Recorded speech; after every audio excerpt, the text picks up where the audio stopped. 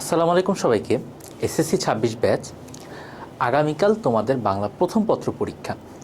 বাংলা প্রথম পত্র পরীক্ষায় সবচেয়ে চিন্তার বিষয় থাকে সৃজনশীল অংশ বা রিটেন পার্ট। এই অংশ অনেকে শেষ করতে পারো না বা অনেকে নাম্বার কম পাও।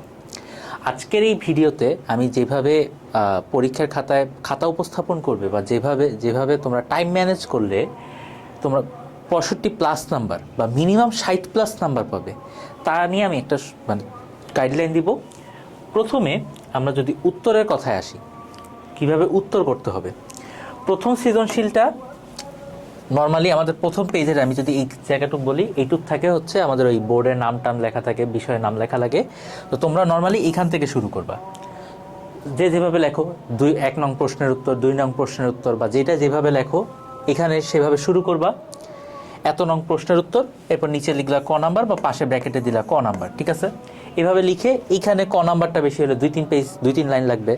এখন কোনো কিছু যদি জিজ্ঞেস করে যে এইটা কাকে বলে বা এইটা কে বা তার ছদ্মনাম কি বা তার জন্মস্থান কোথায়, পুরো লাইনটা লিখে লাস্টে উত্তরটা লিখবে। শর্ট ফর্মে কেউ অ্যান্সার দিবে না, বিশেষত প্রথম কয়েকটা সৃজনশীলে তো শর্ট ফর্মে কোনো অ্যান্সারই দিবে না, ঠিক আছে।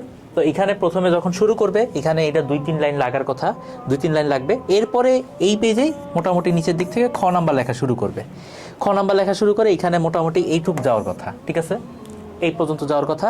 এবার এইখান থেকে শুরু করবে গ নাম্বার, ঠিক আছে। গ নাম্বার, খ নাম্বার অবশ্যই 2টা প্যারা করবে, 2টা প্যারা করা মাস্ট, ঠিক আছে। খ নাম্বার প্রথমে ওই জ্ঞানমূলক অংশটা দিবা, যেটা চাবে ওইটার একটা জ্ঞানমূলক একটা তোমার যে ধারণা বা তোমার যেটা চিন্তা, ওইটার একটা প্রথম প্যারাটায় ওইটুকু উত্তর দিবা, একদম জ্ঞানমূলক একটা উত্তর দিবা। খ নাম্বার বা অনুধাবনমূলক যে প্যারা, সেকেন্ড প্যারাটায় তোমরা ব্যাখ্যা করবো প্রশ্নটা।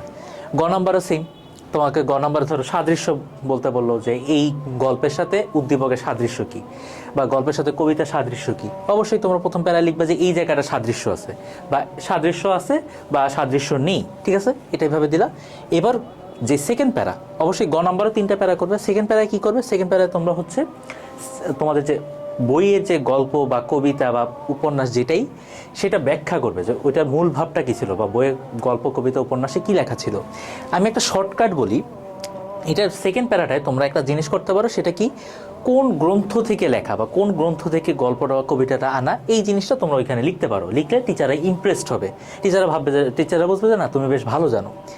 এবার সেকেন্ড প্যারাটা মোটামুটি এরকম লিখলা, গল্পের মেইন ভাব বা মূল ভাবটা লিখলা। এবার গ নাম্বার বা 3 নাম্বার যে প্যারাটা, থার্ড প্যারাটায় প্রথমে তোমরা উদ্দীপকটা ব্যাখ্যা করবে, শর্টে একদম 2-3 লাইনে উদ্দীপকটা লিখবে, উদ্দীপকে কী বলা আছে বা উদ্দীপকের মূল ভাবটা কী। এরপর তোমরা গল্পের সাথে রিলেট করবে, যে গল্পের সাথে এই জায়গাটায় রিলেট করে, ঠিক আছে। এইভাবে করে মোটামুটি প্রথম সিকিউটার আমার প্রিফারেন্স থাকবে মিনিমাম 1.5 পৃষ্ঠা লেখা, গ নাম্বারটা, ঠিক আছে। 1.5 পৃষ্ঠা নিচে লেখার মানে কোনো সুযোগই নেই। প্রথম সিকিউটা গ নাম্বারটা মিনিমাম 1.5 পৃষ্ঠা লিখবা। এবার আসি ঘ নাম্বার। ঘ নাম্বারটা এখানে শুরু করবা, ঘ নাম্বারটা মিনিমাম 2 পেজে শেষ করতে হবে, ঠিক আছে। ঘ নাম্বারটা মিনিমাম 2 পেজ শেষ করবা প্রথম সৃজনশীলের ক্ষেত্রে। প্রথম সৃজনশীল বলতে প্রথম 2-3টা সৃজনশীলের ক্ষেত্রে এরকম।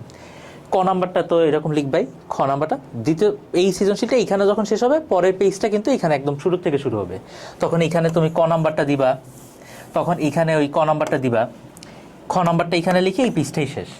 গ নাম্বার এখানে শুরু করবা, গ নাম্বার এই পেজে শুরু হবে, এইখান থেকে তোমরা মোটামুটি এই দিকে যাবে। এবার ঘ নাম্বার এখান থেকে শুরু হবে, তোমরা এখানে মোটামুটি এইটুক পর্যন্ত যাবা। যদি একদমই লেখার কিছু না থাকে তখন এই পর্যন্ত। বাট আমার মতে প্রথম 2-3টা সৃজনশীল, ঘ নাম্বারটা 2 পেজের মতো, গ নাম্বারটা প্রায় 1.5 পেজের মতো, খ নাম্বার আর ক নাম্বার মিলে একটা পেজ, ঠিক আছে। এরকমভাবে লিখবা। প্রথম 2-3টা সৃজনশীলে যদি এরকম মোটামুটি ভালো লেখা থাকে, টিচারের একটা ইমপ্রেশন ভালো হবে তোমাদের প্রতি, ঠিক আছে। টিচার তোমাদের প্রতি ইমপ্রেসড হবে। পরবর্তী সৃজনশীলগুলো বা পরবর্তী এগুলো তোমরা তখন একটু টাইম কমায় আনবা। এখন আসি আমি টাইম ম্যানেজমেন্টের ব্যাপারে। প্রথম 2-3টা যে সৃজনশীল আমি কথা বললাম, প্রথম 2-3টা সৃজনশীল যেহেতু বড় বড় লিখতে বসছে, অবশ্যই টাইম একটু বেশি লাগবে। প্রথম সৃজনশীলটার ক্ষেত্রে অনেকেরই টাইম বেশি লাগার কথা বা লেগে যায়। প্রথম সৃজনশীলটার ক্ষেত্রে তোমরা সর্বোচ্চ 22-23 মিনিট ধরতে পারো। অবশ্যই ঘড়ি নিয়ে যাবা, ঘড়ি ধরে উত্তর করার চেষ্টা করবা। 22-23 মিনিট, সর্বোচ্চ 25 মিনিট, যাদের হাতের লেখা একদমই স্লো, সর্বোচ্চ 25 মিনিট। দ্বিতীয় সৃজনশীলটা 22-23 মিনিটের বেশি পসিবলই না। প্রথমটা তোমরা হচ্ছে গিয়ে 25 মিনিট ধরো সর্বোচ্চ। দ্বিতীয়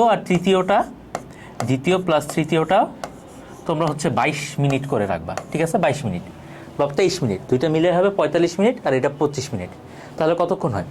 45 আর 25 মিলে হয় হচ্ছে 50, 50 আর 20, 1 ঘন্টা 10 মিনিট শেষ। এখন তোমার হাতে বাকি আছে কতক্ষণ? তোমার হাতে বাকি আছে 1 ঘন্টা 20 মিনিট, আর প্রশ্ন বাকি আছে 5টা না 4টা, ঠিক আছে। এখন কিন্তু গড়ে চার প্রত্যেকটার জন্য 20 মিনিট করে। এইবার আসি উপন্যাসের যে প্রশ্নটা, ঠিক আছে। উপন্যাসের প্রশ্নটার ক্ষেত্রে তোমরা এটা এখানে উপন্যাসে তো একটা 3 নাম্বার আর একটা থেকে 7 নাম্বার। সেই ক্ষেত্রে কী করবা? অবশ্যই এখান থেকে শুরু হবে একটা প্রশ্ন, মানে ধরো একটা পেজের এখান থেকে উপর থেকেই তো শুরু হবে, মানে গ নাম্বারটা এখানে শুরু করবা, এখানে লিখবা। গ নাম্বারটা এরকম সেম, এইখানে এক পেজের বেশি 2-3 লাইন বা 1.5 পেজ যদি কারো লাগে লিখলা। এবার ঘ নাম্বারের ক্ষেত্রে কী করবা? এখানে শুরু করবা, এই পেজ পুরোটা লিখবা, ঠিক আছে। 2.5 পেজ মিনিমাম লিখবা। 3 পেজের ছোঁয়ার দরকার নেই, 3 পেজের একটু কম লিখবা, বাট 2.5 পেজ থেকে 3 পেজের মতো কাছাকাছি লিখতে হবে, ঠিক আছে। এটা এখন এখানে দেখো, এখানে সুবিধা কি, তোমার উদ্দীপকটা কিন্তু বারবার পড়া লাগতেছে না। একবার উদ্দীপক, এখানে কিন্তু উদ্দীপকই নেই, এখানে উদ্দীপকই নেই, উদ্দীপক পড়ার কোনো ঝামেলা নাই, খালি প্রশ্নটা পড়বা লিখবা। এখানে তোমরা এই যে এখানে আমি যদি বলি উপন্যাসের ক্ষেত্রে, উপন্যাসের উপন্যাস এই দুইটার ক্ষেত্রে তোমরা সময় ধরতে পারো 18 মিনিট, ঠিক আছে। 18 মিনিট করে, এখানে টাইম কম, ওকে। উপন্যাসে 18 মিনিট করে, ঠিক আছে। উপন্যাস দুইটা 18 + 18 36 মিনিট লাগবে, 36। এইবার তোমার হাতে বাকি থাকে কতক্ষণ? বাকি যেই টাইম থাকে ওই টাইমটা তোমরা বাকি 2টা সৃজনশীল 20 মিনিট করে লিখবা, লাস্টে 2টা সৃজনশীল, বা মাঝে যদি তুমি এই উপন্যাস তুমি শেষেও দিতে পারো। আমার মতে প্রথমে 2-3টা সৃজনশীল ভালো মতো লিখে উপন্যাসটা লিখবা, যেন তোমার টাইমটা এদিক থেকে সেভ হয়। এরপরে লাস্টের দিকে যে 2টা সৃজনশীল তুমি মনে হয় যে একটু কম পারবা, কম লিখতে পারবা, ওগুলো লাস্টের দিকে রাখলা। এরপর এটা তোমার উপরে, তুমি চাইলে উপন্যাসগুলো লাস্টে দিতে পারো, তুমি চাইলে উপন্যাস একদম শুরুতে লিখতে পারো, এটা তোমার উপরে পুরোপুরি। বাট আমি যেটা বললাম, যেটা শুরুতে রাখবা, যেই 2-3টা সৃজনশীল বা উপন্যাসও যদি শুরুতে রাখো, একদম নিট অ্যান্ড ক্লিন লেখা হইতে হবে, কাটাকাটি হওয়ার কোনো সুযোগ নাই, বানান ভুল করতে পারবা না, এবং লেখাগুলো মোটামুটি একটা ভালো স্ট্যান্ডার্ড লেখা যেন হয়। একদম কম করে লিখলে টিচারের ইমপ্রেশন খারাপ হলে পুরো পরীক্ষায় নাম্বার মানে কম পাবো প্রত্যেকটা প্রশ্নতে, ঠিক আছে। এরকম করে টাইম ম্যানেজমেন্ট করার পর এখানে এরপরে আরও মোটামুটি বেশ কিছুক্ষণ থাকার কথা। এখানে যদি আরও 2 মিনিট করে কমে, ওইদিকে আরও 2 মিনিট করে পারবে, মানে 22 মিনিট করে তখন আবার ওই 2টা সৃজনশীল হাতে থাকবে, ঠিক আছে। ওই 2টা সৃজনশীল 20 মিনিট করে ইউজ করবা, হাতে কিন্তু শেষে এখনো 4 মিনিট বাকি।